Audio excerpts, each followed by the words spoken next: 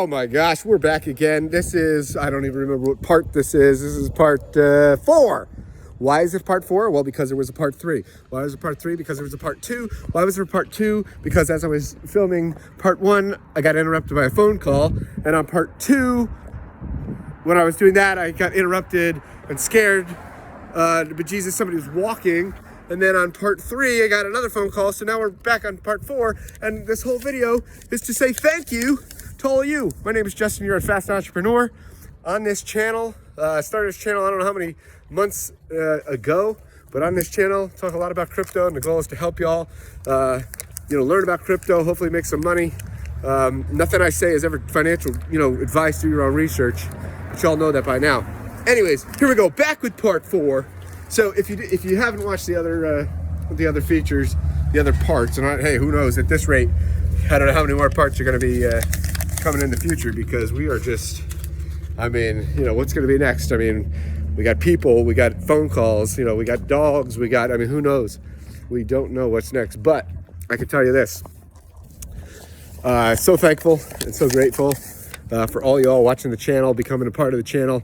If you want to be part, of what we're doing here, and you like what we're doing, be part of the team, feel free to subscribe and, get engaged. We're here to help one another, and, definitely go back. You can watch part 1, 2, and 3 now to see and learn a little bit about my story, how I got into crypto, and the like. Okay, so what I was saying is, before I got interrupted again, right now, as we speak, going into summer 2022, one of the top things on my mind, and again, not financial advice, do your own research, but I'm looking for that low-hanging fruit, kind of low risk, potentially higher reward plays. And I see that in airdrops, specifically staking with the Cosmos ecosystem. So why Cosmos? Well, because right now I think one of the major narratives is interoperability, right? So chains can talk to other chains, with ease, and Cosmos is leading the way in doing that. But also, it's relatively new. And what I am seeing is, by simply staking a certain amount, right? So basically, what is staking? You basically, you buy, you would buy a token. You would put it in the Kepler wallet or some other wallet for Cosmos. And then you will stake it, right? So you will delegate your, basically your voting power to a validator there. And hold on, I'll walk across here and I'll take a little short break with the pond behind me. And okay, so 3 steps basically. I think there's 3, but here we go. So you would buy a token, say Atom, which is the Cosmos token, network token there. You would have it in your Kepler wallet. You would stake it by delegating to a validator, and that potentially could make you eligible for future airdrops of other platforms. Now, some of them are put directly, given to you directly into your wallet. Some of them you have to actually take an action, like make a claim, and some of them you have to take several actions where they don't necessarily release 100% of the airdrops all at once. Now, which tokens? Well, you could do many, but at this point in time, it seems that we're looking at, probably 3 tokens: Atom, Juno, which is the layer 1, and Osmo, which is, Osmosis Dex. And how much? Well, I've seen some airdrops where there's no minimums. Some, there are minimum amounts. Some, it might be, 5 Atom, 5 Juno, 5 Osmo, we'll just say. I'm just making it up. But, at this point, it looks like, on the higher end for some of these projects, if you want to be eligible potentially for all of them, or most, right? No guarantees, but just seeing what the projects are out there doing, maybe 20 Atom, 20 Juno, 20 Osmo, right? If you want to do 25, 25, 25. I've seen some projects, such as that. So, I mean, what's that gonna, cost you? Well, it depends on the price that you're purchasing. But, Osmo, I don't know, it's maybe $10 a piece. So 25 of those will be $250 at the time of this. Juno, let's say, is around 40. So, 25 of that would be what, 1,000. So now you're looking at 1,250. And then Atom, let's say, is 30 a piece. So 30 times 25 is, you can do the math. No, 750. So I guess you're looking at, almost 2,000. Now it depends on, these prices could change. So, and that's just for the 25 scenario that I was discussing. But if that's the case, and you were to get several of these airdrops, and so how do you keep up with these airdrops, because there's a lot going on. Personally, I would say, crypto Twitter. If you go on Twitter, you could follow, just, type in Juno airdrops, type in Cosmo airdrops. You'll find, people, and they're posting, stuff to kind of keep you up to date. There's also websites like, I think it's Cosmos Uplink or web app or something like that. I don't know. I can't remember off the top of my head. But then there's also Cosmos Pug. That site lists, a lot of the airdrops and the status of them. So anyways, but if you start getting into the ecosystem, you don't have to be, researching every single day. You just have to kind of have a resource to go to. But let's just say, that the airdrops do come about, and some of them actually do have some good projects or some good things behind them. How much could these be worth? Well, no guarantee. Some of them aren't going to be good at all, and some are going to be probably flat out scams. So you're really, before you're connecting your wallet and, claiming stuff, you want to make sure that you do your due diligence for sure, to make sure that you're not, on the other side of a hack. So obviously there's always risks, and that is one of the risks, with airdrops. But maybe if you're not one of the first to claim, if you wait for others, and you can at least minimize your risk on some of that. So some of the earlier airdrops, people turned like, I think, probably at that time, maybe a little over $1,000, probably into like $50,000. Now that was why. Well, that was because that was for airdrops for Juno and Osmo, simply by either stake. I think all you had to do is stake, some percentage or some Atom token. And because those projects, were newer, they were early, and they were obviously very important to the ecosystem, they ended up having a ton of value. But, whether or not that's going to continue, I don't know, in my opinion, for whatever it's worth, I think that maybe there'll be a handful, I don't know, maybe just a few projects that do have some tremendous value. And so potentially, you could see large type airdrops. I think that some other ones, will have, minimal or, smaller value. But there looks like there's going to be at least a lot lined up right now. And probably in the foreseeable future. Why? Because, like I said, Cosmos seems to be the place that people want to be because of the interoperability. Now, I can't say that Cosmos in the long term is going to be able to do everything that they're hoping to do, or if they're going to be able to scale properly. But I guess that's something for a different video.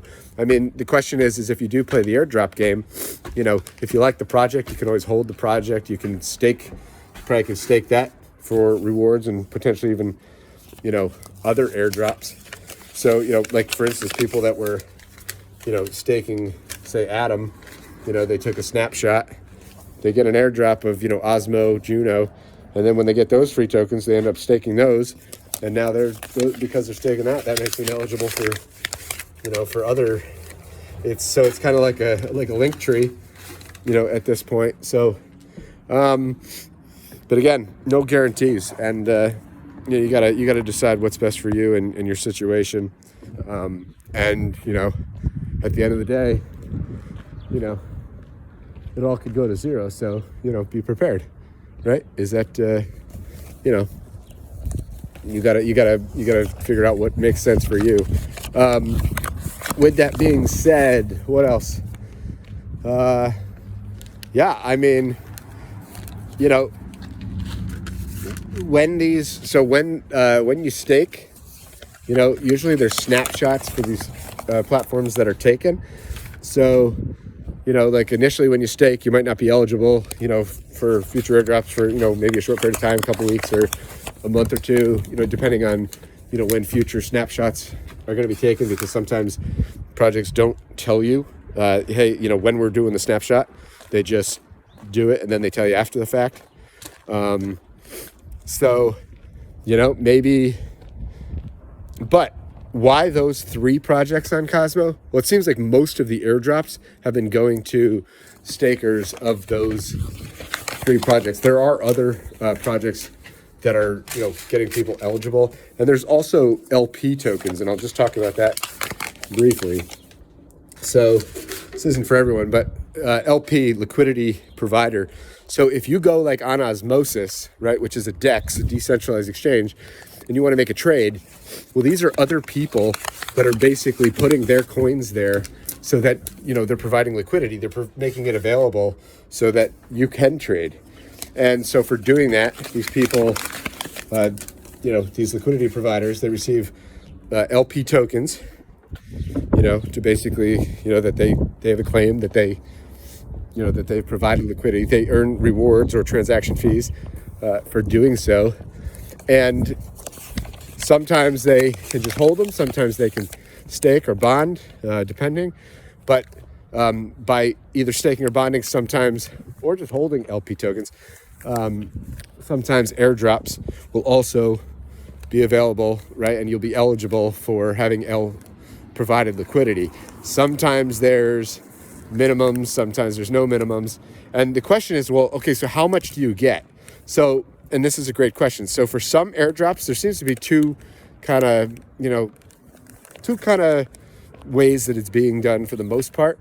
Either everybody gets the same amount for the airdrop, right? As long as you meet the eligible, you know, minimum criteria, everybody gets the same amount.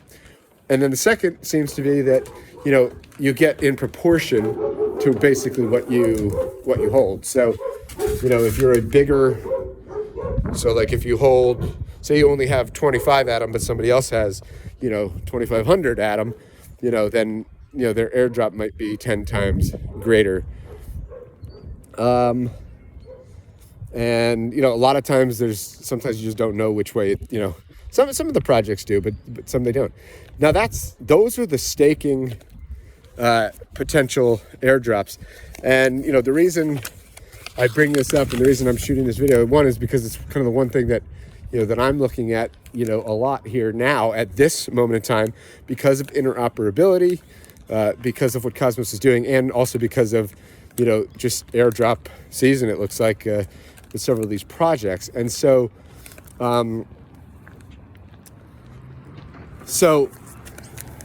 you know, I guess just understanding the risks and the potential rewards moving forward. And what else did I want to say?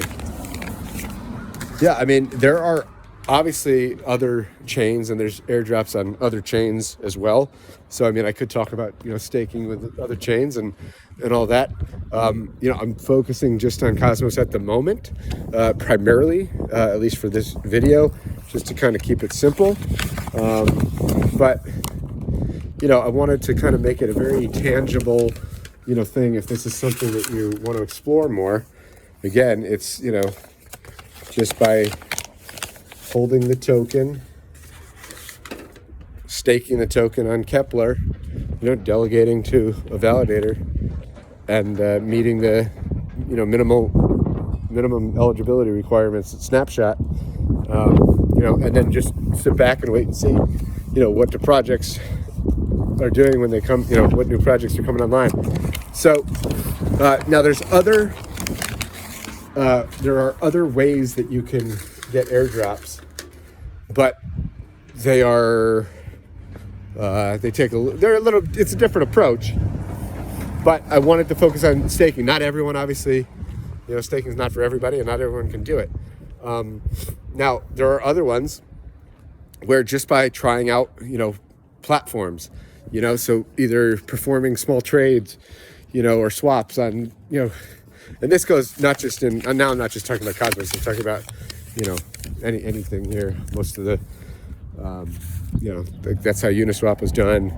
But just by trying them out, so going to their, launching their app or their website, connecting, making a swap or two, maybe providing liquidity, that may, and there's a ton of them out there now. Some of these might be speculative. Nobody knows, for sure what is and what is not going to drop in the future. But that's one approach.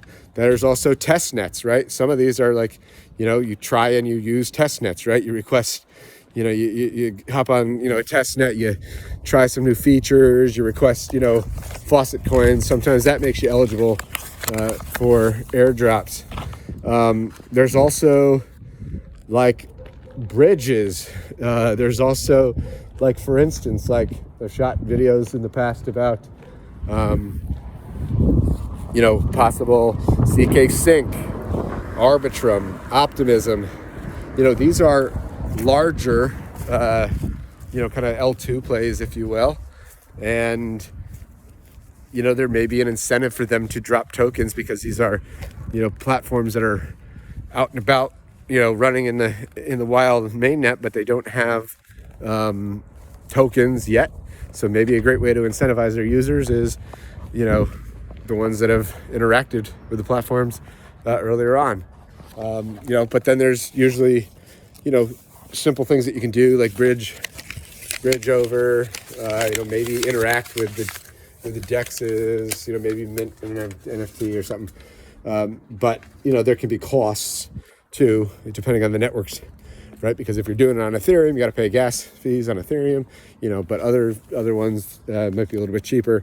There's a whole slew. I mean, then you've got wallet plays, right? I mean, sometimes just, people speculate about like MetaMask, how to be eligible if MetaMask were to launch a token. I mean, the list goes on and on and on.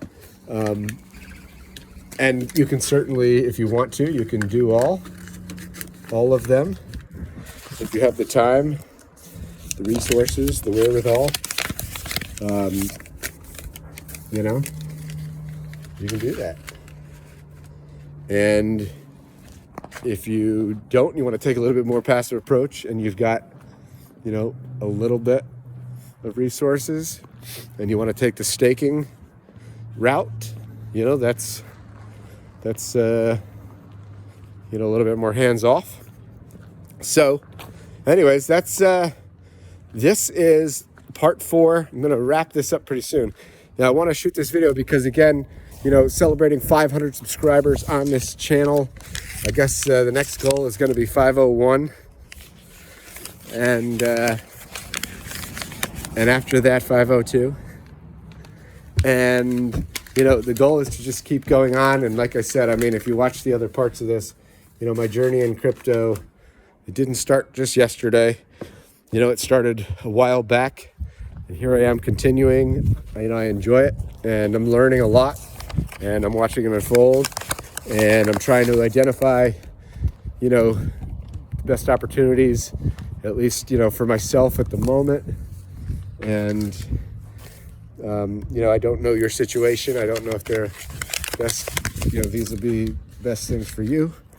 But hopefully, this will give you some perspective just by me walking and talking and sharing. So, that's it, Now, if there's anything else, as we move forward, I mean, just keep watching the channel probably. And, I like to share what I learn. And there's a lot going out there, and I guess I will circle back to TrueBit because the way I see TrueBit, and I think it's probably time for another, I like to TrueBit. Hey, I like to TrueBit. Hey, I like to TrueBit. What? I like to TrueBit. Move it. TrueBit. Yeah. So, TrueBit. So I had mentioned before in, I don't know, I'm losing track, part 3 maybe it was part 2 of this video, but that, hello, is that, I see TrueBit as kind of a longer term, overarching theme for scaling. So I really do see it as, potentially something up there with like a Bitcoin, Ethereum, and now maybe the age of TrueBit. And so, it's funny, in crypto we say, when airdrop, when snapshot, when airdrop, bro. And so I joke because, the thing is, sometimes there's just no answers, right? You just don't know. So when TrueBit moon? I mean, the reality is, there's no guarantees in life about nothing, right? There's competition, things can change. At this point, I think TrueBit's got tons of potential, but it's also, dependent particularly on the overall market. And not necessarily, there have been coins, say like Chainlink, in the past bull market or bear market, that can continue on and make runs. So I can't necessarily say what will or won't happen with specific coins when, but long term, if the narratives that I, am thinking do play out, then I do see scalability at some point, and I don't know if it's going to be this cycle, next year, a few years, who knows, but I think that TrueBit has the potential to become a very, very important just kind of coin in the ecosystem. Now, in terms of how big, it's hard to make predictions, but if I were to just throw out some crazy numbers, this is just all speculation here, but right now, TrueBit probably around 20 cents, which seems like, it seems like a great price. Could it go lower? Maybe, yeah, sure, it could go lower. Has it been higher? Yeah, it's been higher. But if you look at the market cap of, say, TrueBit is like $50 million market cap at 20 cents. So if TrueBit were $1, it'd be 250 million. And if TrueBit were, $4, it'd be $1 billion market cap. So $4 TrueBit, $1 billion market cap. And from today's current prices, right? I like to look at multiples. Today's current prices, you're looking at, what's that? It's from 20 cents. You're looking at 5 times 4, you're looking at 20x. So a 20x to be a $1 billion market cap. Can it do $1 billion? I certainly think so. I think that, when it's time, I think that TrueBit could be a multiple $1 billion market cap. Now, will it happen overnight? Will it happen in several years? Could it happen in a decade or more? Who knows? But I think that it could have a very, very important role in the ecosystem. So, some people say, potentially TrueBit, is a 500x or 1,000x coin. We don't know. Who knows? You could do the math, right? If a 20x is a billion, 1 billion, so 5 billion is 100x. So 500 would be 25 billion. So is it possible that TrueBit could be 25 billion? It's possible, sure. If you look at Ethereum today, it's almost gotten at the point Ethereum's been like a $500 billion. So, a $500 million doesn't seem. So $500 million doesn't seem. What am I saying? $500 million. I got distracted. I'm seeing a snowman over here that's melting away. I'm feeling bad for him. He's melting away. I'm melting away From the troubles in my life, I'm melting away. Don't wanna see a sunny day. He's melting away. Here from the troubles in his life. Poor Snowman. Where were we? Oh, we were talking, so 25 billion, I was saying. So, for what, a 500, I mean, you guys can do the math. But, I'm losing my math right now. I'm just walking. I'm enjoying the sunny day. You get the idea. All right, I'm not going to do all the computations, and that's not the point of what I'm talking about. The point of what I'm talking about is, the possibility is there. So, from my perspective, the big gains are obviously made by the early folks. And so if you're in a country where you can participate, say in IDOs or pre-launches, a lot of times you can get preferential pricing.